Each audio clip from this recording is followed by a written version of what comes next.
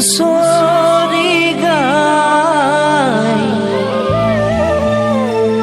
গৃহস্থই চাকি ধূপ ধূনা জ্বলাই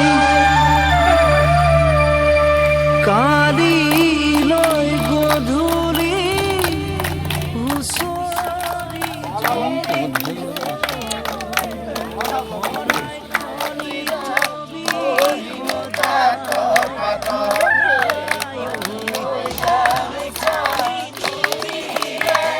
হয়, আজি গৰু বিহু পুৱাৰ পৰা ৰাজ্যৰ বিভিন্ন প্ৰান্ততে গৰু বিহু উদযাপন কৰা দেখিবলৈ পোৱা গৈছে আৰু এই মুহূৰ্তত আমি আহি উপস্থিত হৈছোহি মৰাণৰ সমীপৰ বাঘতলী পথাৰত। মই প্ৰথমে সামগ্ৰিক যি পৰিৱেশ ইতিমধ্যে তেওঁলোকে ডিমৌ নদীত গৰু ঘাট ধুৱাইছে আৰু তাৰ পাছতে এনেধৰণে আনন্দ মতলীয়া হৈ পৰিছে।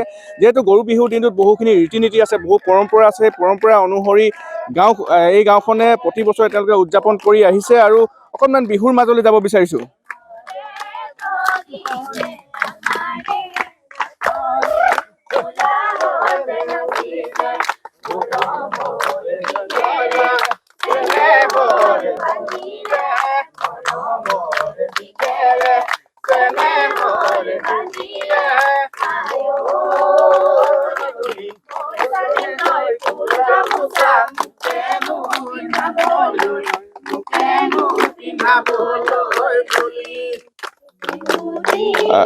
গাঁৱৰ লোক আছে, আমি কথা পাতিবলৈ চেষ্টা কৰিম। মই আপোনাৰ ওচৰলৈ আহিছোঁ। কেনেধৰণৰ পৰম্পৰা ৰীতি নীতি আপোনালোকৰ গৰু বিহু উদযাপন কৰা হয়?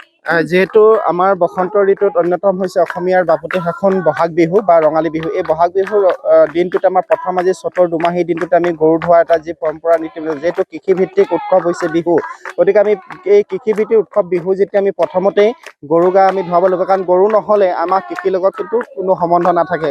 তাতকৈ ডাঙৰ কথা, যান্ত্ৰিকতাৰ যুগত পৰি এতিয়া গৰুৰ সংখ্যা প্ৰায় কমি গৈছে আগতকৈ, যিহেতু যান্ত্ৰিকতাৰ যুগ মানে কপুটা পাৱতিলাৰ পৰা এইবিলাক সংখ্যাটো বৃদ্ধি হৈছে। গতিকে গৰু পোহাৰ যি স্থান বা গৰু ৰখিবৰ কাৰণে যি স্থান বহুত মানে কমি আহিছে, কমি অহাৰ কাৰণে ইতিমধ্যে আমাৰ গৰু সংখ্যা কমি গ'লেও আমাৰ পৰম্পৰা কিন্তু আমি এৰি দিয়া নাই। যি গৰু আছে গাঁৱত আমাৰ প্ৰায় 100 ঘৰ ওপৰত মানুহ আছোঁ। গতিকে সকলোৱে আহি এই ডিমৌ নদীত, বাঘতলী পথাৰৰ ঐতিহাসিক এখন ডিমৌ নৈত আমি সকলোৱে একত্ৰিত হৈ গৰু গা ধোৱা হয় আৰু গৰু শ্ৰীবৃদ্ধিৰ কাৰণে লাও বেঙেনাৰ পৰা আদি কৰি চাকত আনি দীঘলতি মাখিলতি পাতেৰে আমি খেদি অনাৰ পিছতেই নৈত তেওঁলোকক গৰু ধোৱা হয় আৰু ধোৱাৰ পিছতে লাও বেঙেনাৰ গৰু গাত মৰা হয়, যিহেতু শ্ৰীবৃদ্ধিৰ কাৰণে, যেনেকৈ লাও খা বেঙেনা খা বোলে মায়ে সৰু বাপে সৰু তই হৈছে বৰ গৰু, এই ধৰণৰ আমাৰ শব্দ প্ৰয়োগ কৰা হয়, যিহেতু আমাৰ ককা দেউতাহঁতৰ দিনৰ পৰাই শব্দৰে আমাক জীপাল কৰি আহিছে বা তেখেতলোকৰ শব্দ যিটো আমি প্ৰতিধ্বনিত হৈ আছে। গতিকে আশা ৰাখোঁ যে গৰু বিহুৰ পৰম্পৰা ৰীতি অনুসৰি আমাৰ গাঁৱত তৰা পঘাৰ গৰু সন্ধিয়ালৈ তৰা পঘা দিয়া হ'ব, তাৰপিছত আচলতে নতুন পঘা, তাৰপাছতে আমাৰ যি পিঠা পনা হ'ব গৰুক দিয়া হ'ব আৰু তাৰপিছত আমাৰ তুঁহৰ জাক হ'ব, যিটো মহ দাহৰ পৰা বাচিবৰ কাৰণে আমি গৰুক পৰম্পৰাগত অনুসৰি এই কামখিনি কৰা হয়। হয়, ধন্যবাদ জনাইছোঁ। বহুখিনি পৰম্পৰা আছে অসমীয়া আৰু যিহেতু কৃষিৰ লগত জড়িত হৈছে হেঁপাহৰ এই বিহুটি আৰু গৰু বিহু এনেধৰণে দেখিবলৈ পোৱা গৈছে। ইতিমধ্যে তেওঁলোকে গৰুক নোৱাই ধুৱাই ইতিমধ্যে তেওঁ মাহ হালধি আনি তেওঁলোকে গৰু গা ধুৱাইছে আৰু আমি পুনৰ অকণমান বিহুৰ মাজলৈ যাব বিচাৰিছোঁ।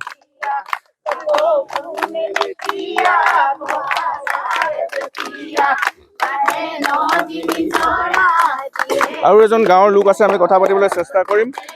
মই আপোনাৰ ওচৰলৈ আহিছোঁ। কেনেধৰণৰ পৰম্পৰা ৰীতি নীতি আপোনালোকে উদযাপন কৰে গৰু বিহু? আমাৰ ৰীতি নীতি হ'ল আমাৰ পৰম্পৰা, যিটো আমাৰ অসমীয়া সমাজৰ যিটো ৰীতি নীতি, আমি ইয়াৰ সমাজৰ হৈ কিনে একেখন গাঁৱে লগ লাগি ডিমৌ নদীতে আমি গৰু গা ধুৱাওঁ।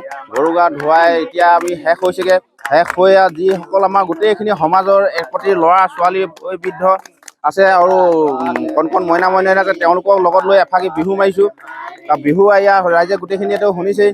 ঐ বিহু বিহু বিহুতি বিহু আমাৰ তিনিটি, বিহু বিহু বিহুতি বিহু আমাৰ তিনিটি, কাতি বিহু কঙালী, মাঘৰ বিহু ভোগালী, বহাগতে পাতালি, বহাগতে ধেমালি কৰোঁ।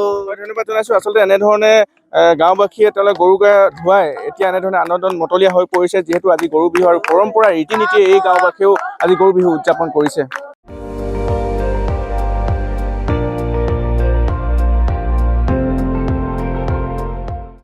আপুনি চাই আছে ND24, সৰ্বশ্ৰেষ্ঠ নহয় সৰ্বোত্তমৰ দৌৰত।